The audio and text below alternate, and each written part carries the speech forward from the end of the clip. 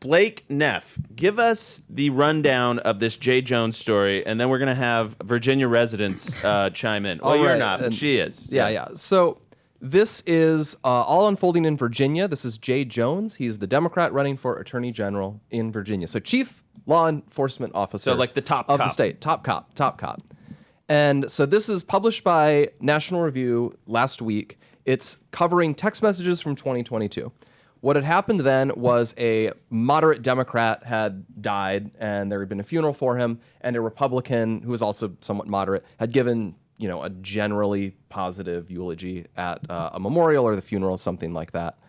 And afterwards, Jones sends text messages, and he meant to send this to someone else, Mark. We don't know what Mark yet, I believe, where he's just basically saying, barf, I'm so annoyed at this, positive saccharine stuff, and he says, if I die, they'll say something gross about me. But then, even though he realizes he's been sending this to the wrong person, and in fact it's a Republican in the state legislature, he just starts going off. Let's put up 231. And so he says, 3 people, 2 bullets. Gilbert, that's the Republican he's mad at.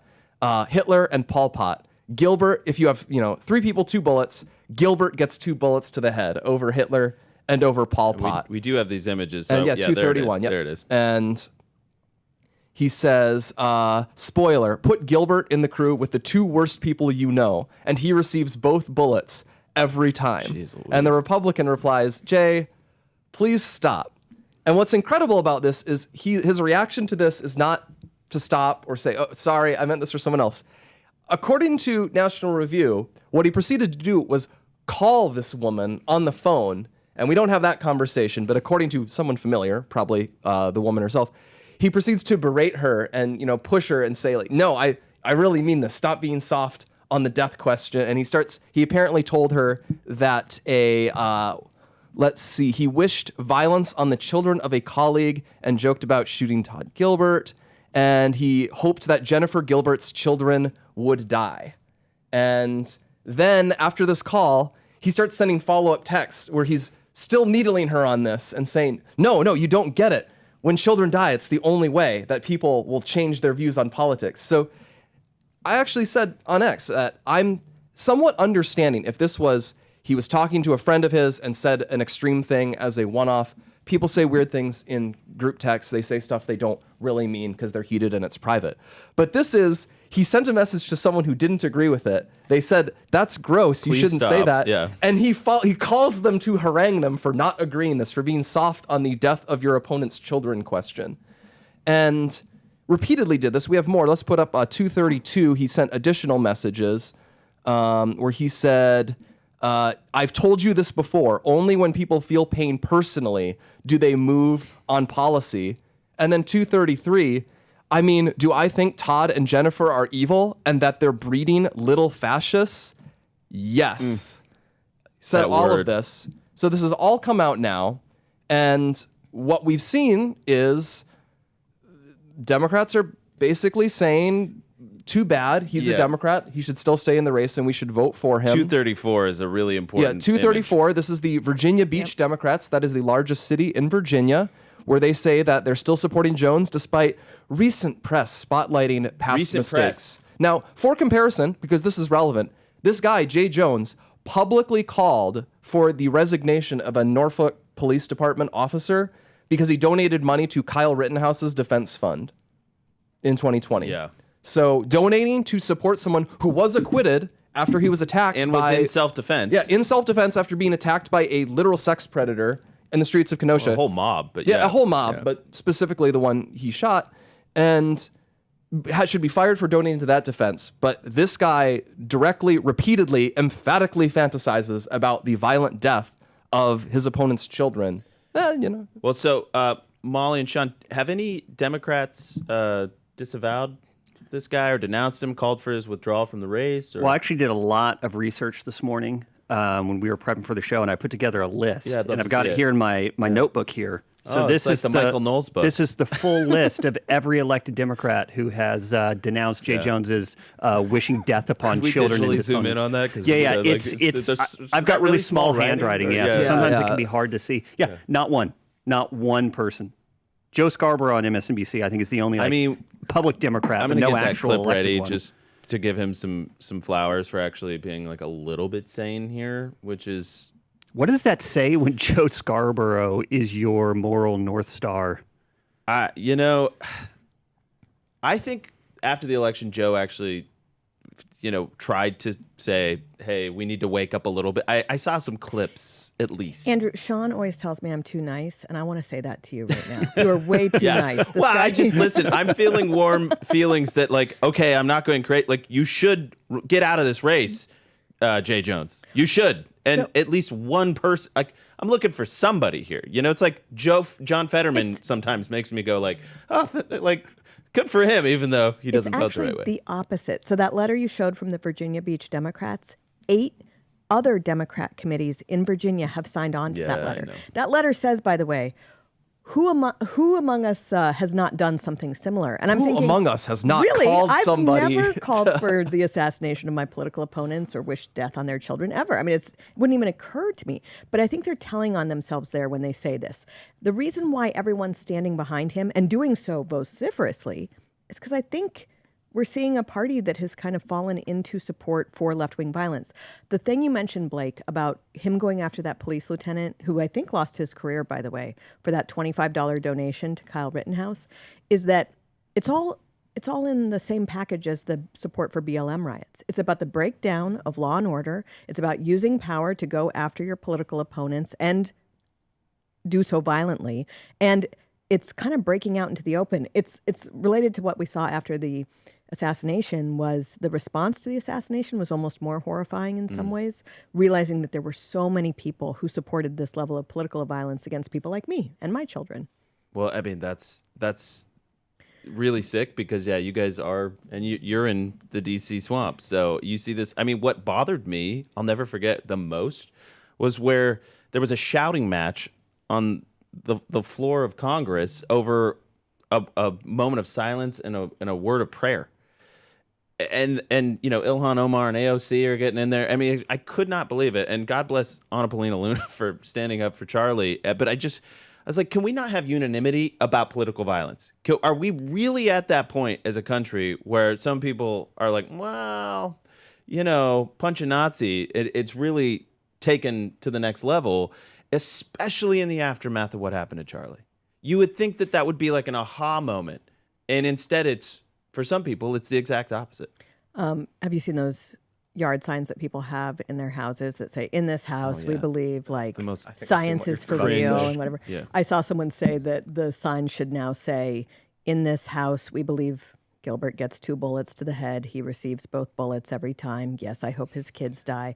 Only when people feel pain personally do they move on policy. Republicans are evil. Their children are little fascists. And remember, those this are all quotes from Oh the my guy. gosh, this so is the good. movement, See by the the way. sign right here. Oh, I Keep love in it. mind. Yeah. Keep in Here, mind. send me. Send it I to us, we can texted put it up. to you. Keep in Yeah. mind, this is the original version of the sign says, kindness is everything.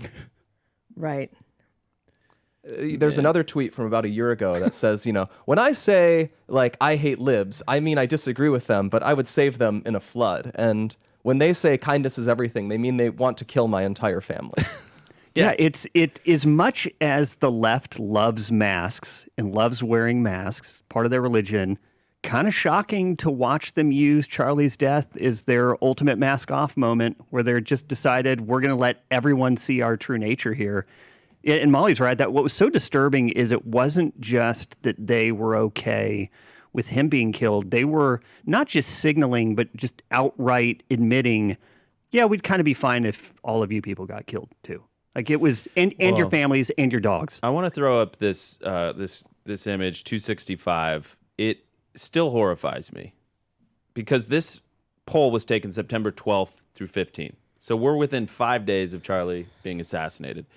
And what you see here is the younger you are and the more progressive you are, the more that you are willing to agree with this statement that violence is justified, in order to achieve a political goal. You see that big outlier on the left, and even candidly, 40 to 59-year-old progressives are like wildly violent. You don't get into some sort of range of normal, I guess. 0 should be the answer. It should be the answer, but you don't get into some range of normal until you're 60 plus as a progressive, apparently. But that terrifying node on that graph should send chills down your spine. Okay, so I remember like 20 years ago, you started seeing polls showing that you would poll campuses and they would say, we don't support free speech anymore. And I would always talk with these people in Washington, D.C., and they say, oh, don't worry about it. When they get older, that's just the campus radicals and activism. And when they get out in the real world, then it will be much better.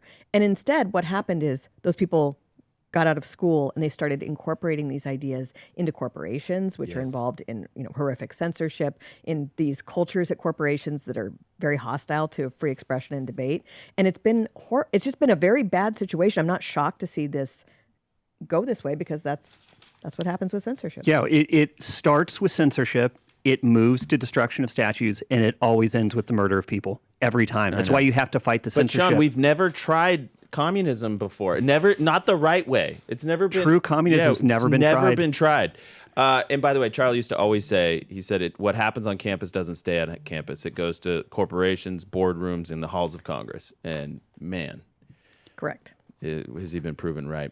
So we got this email from Deb. She says, thanks so much for making this known across the country. Not only does he support murders, talking about Jay Jones, of children outright, he also supports, like Spanberger, abortion of live births and defunding the police.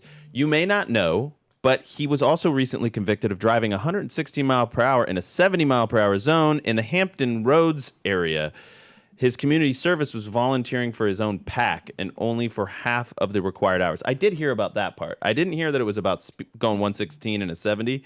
I did hear about that he spent like half of his community service hours volunteering for his own PAC, which is like really dumb. Yeah, so it has a mandatory 1 year. So sorry, we were talking in the break. Yeah, that Can we fact check? Yeah, it? so Jay Jones, in addition to wanting to murder a ton of people and fire cops who donate to innocent people, he was busted for reckless driving in 2022. Maybe he was texting while driving, and he was going apparently 116 miles an hour down the interstate. That is Who among us? very among fast. us? Who among us? Let he who Cast has the not. first stone. He got arrested for reckless driving. That has a mandatory 1 year jail sentence in Virginia, but he struck a plea deal of 1,000 hours of community service and a $1,500 fine. And then to avoid doing any real community service, he did 500 hours of community service at his own PAC, which I guess you're allowed to do in Virginia. That's. I mean, this guy's just like, the more you know, the more you hate him. But again, the first thing you said, Blake, he's running to be the top law enforcement official in the got a Commonwealth of rap sheet. Virginia. He's an expert on... and he's calling for the killing of kids. He's reckless driving. He's This is going to end really well for you guys. embezzling his community service into his PAC. I mean, and by the way, Virginia is a pretty blue state, so he has a very good chance of winning. This very is well the might. insane part We of it. are getting emails about that. If there's any obviously get out the vote stuff we can do. We'll definitely keep an eye on this. Yeah, race. on the get out the vote stuff, let me I actually been thinking that we're going to talk with our Turning Point Action team after the show today and see what we can do because it's important. So, Molly, Sean, I feel like Democrats are just sort of anti-rule of law, and and this is something we've known for a long time, but it's being exposed and like deeper and deeper. It's not just a meme anymore. It's not just like a one-liner. It truly is starting to feel like if the country falls into their hands again, that I don't even want to think about it. I saw your eyes instantly. It's really a scary thought because there's one side that still believes in rules and norms and customs and laws, and there's another side that just seems to be throwing out all these rules, and although they will accuse us of the same, which is hilarious. But your thought, like, is there any sanity left in this party, or what do we do to get them back to sanity? I really think that the era that we saw post the first Trump presidency, where the left used lawfare to go after political opponents, try to keep Trump and other Republicans from being on the ballot, trying to throw them in prison, bankrupt them, go after their family, go after anyone who supported them. That went on with pretty much no resistance. Not just no resistance from corporate media, but also not much resistance from the right. I mean, normal people were horrified by it. It's a big reason why Trump won again when he ran again in 2024. But it put us on a very bad path, and you don't hear people really dealing with that, or how even the Russia collusion hoax that began in 2016 was a way of using our justice system to go after political opponents. It's always kind of been there, human nature being what it is. It's always been there, and you've had to fight against it. It just broke out completely into the open with no guardrails from anybody on the left that I can see. Oh yeah, I mean, if they get power again, we're all going to gulags. Like there will be gulags. We will be some of the first people there. They're not even bashful about saying what they believe. When they will go out and praise the murder of someone, I mean, there were public universities, taxpayer-funded universities, that were allowing people using taxpayer funds to praise Charlie's murderer. So when people will openly go out and be like, "Yeah, I'm glad that person I disliked is dead," they're letting you know there's no limit to what they will do. It's such a ghoulish to take power. It would never demonic. occur to me to be like, it's like, and then they're trying to compare it to George Floyd, right? And I remember thinking, like, listen, I'm no fan. I don't like what happened in the aftermath, but there is not a shred, an ounce in my person that isn't sad that he is dead. You know what I mean? Like, I am sad that incident took his life. I will disagree on a lot of things around it, but to imagine, finding joy in somebody parting this life prematurely in any way, shape, or form is just unless it's the state and death penalty, sure. But like it's just such a nasty, ghoulish, like vile thing to do, and yet they've lost all sense of decency that they were doing it in the open. They were putting it on social media as if like they were going to get praised for it. I do think this is an area where people on the right are, through their naivete or lack of imagination, aren't dealing with all these loud signs that are happening My algorithm everywhere. is different than their algorithm. But yeah, know? I'm just saying they're being kind of open about their support for violence. The New York Times is open about it. The Atlantic is open about it. The Democrats in Virginia are very open about it. And I think people on the right, because we aren't people who seek the death of our political opponents, we're kind of like, what do you think they're saying here? Well, they're saying it pretty loudly. I don't know exactly what the right response to this is, but I think it's definitely incumbent upon people to take it very seriously. Yeah, the struggle that we have kind of being in like the political commentary DC news space is that there's still a lot of dinosaurs on the right who think we'll win through the power of our ideas. That's all we have to do. Yeah, well, I mean, listen, I don't think we're like naive here. I really don't. But it's still so shocking that it's even worse than. I mean, we knew they were coming from us. Charlie predicted he was going to be in the gulags if Trump didn't win. But it's just one of those amazing things. And now they're trying. It's funny. I've seen this comms director for Gavin Newsom. So this judge, I guess, what is it, South Carolina or something? The house catches on fire. And I don't have the judge's name. I don't know if you know the name of the judge. But then this Izzy Garden guy, throw this clip up if you can, this image up, is basically saying, a few weeks ago, one of Trump's top DOJ officials publicly targeted this judge. Today, the judge's home is on fire. Basically trying to take the fact that we're all complaining about political violence targeting conservatives and both sidesing it. A couple things here, first of all. Yes. I mean, the house, by the way, didn't just burn down. It exploded. It was very bad. There is an arson investigation, but also could be a gas line explosion. Like, nobody knows anything right now. But nobody, even if they're very upset with left-wing judges completely not following the law of the land and trying to do some kind of judicial coup, nobody seeks the death of these people. Of course. And by the way, political disagreement is fine. It's fomenting violence, which is not fine. They were complaining about saying, "Oh, conservatives targeted this judge." Let's just read the Harmeet Dillon tweet that they say was targeting, inciting violence. And it was in response to a state judge issued a ruling. And then Harmeet Dillon says, the Justice Department's civil rights will not stand for, basically her department, we will not stand for a state court judge's hasty nullification of our federal voting laws. I will allow nothing to stand in the way of our mandate to maintain clean voter rolls. One citizen, one vote, and then an eyebrow raised emoji. That's it. That's what Harmeet Dillon said. I don't like this ruling. I won't stand for it. We should have one citizen, one vote. She's basically just saying we are going to appeal, or this ruling is bad.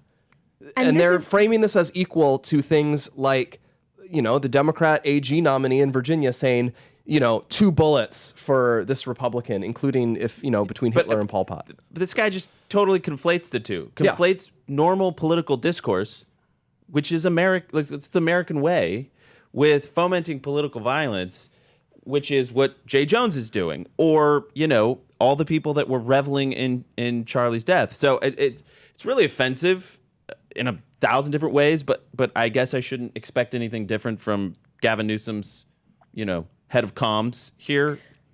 Go ahead, Molly. This is also happening in a time when you're seeing a lot of attacks on judges. I mean, by the way, left and right, judges get attacked. Mobsters go after them, drug cartel leaders, but also politically. And I hope we get to this later on. Do it right now. I mean, we can go absolutely. I mean, because we've Chuck Schumer called for violence against Brett Kavanaugh and Neil Gorsuch from the steps of the Supreme Court, and people have taken him up on it, and he's never apologized. So saying I disagree with this judge's decision, that's as American as apple pie. Saying the whirlwind's going to come and get you, and there's nothing you can do about it, and then people are actually trying to kill Justice Kavanaugh and his family. And we just saw that there was a bomb threat or a Molotov cocktail outside the Red Mass, which is a mass for the Roman Catholic Supreme Court justices before the start of their term. That just happened yesterday. And so this is very different than... Well, and by the way, and to bring people up to speed on this, this would-be assassin of Brett Kavanaugh's got this extraordinarily lenient sentence. And the rationalization by the judge is that because this person was struggling with their trans identity.